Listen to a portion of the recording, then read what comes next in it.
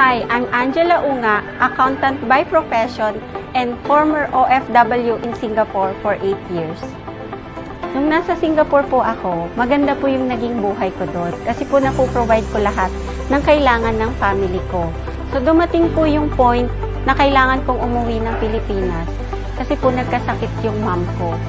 Na-diagnose po yung mother ko, cervical cancer is stage 4. Dahil po nag-try kami ng kung ano-anong herbal, someone introduced po sa amin about barley.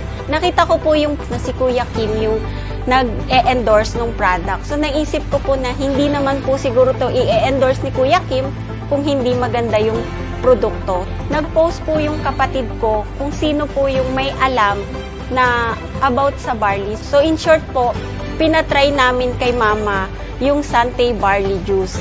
In 3 days time po, nagulat po kami kasi nakakaupo na po siya kahit walang support.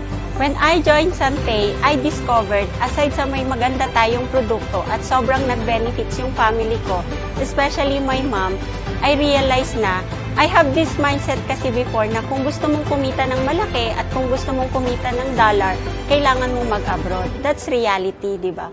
Pero here in Sante, I discovered na hindi mo kailangan umalis ng bansa kasi dito pa lang kikitain mo na yung malaki and you can earn dollar as well na hindi mo nako-compromise yung time freedom with your family.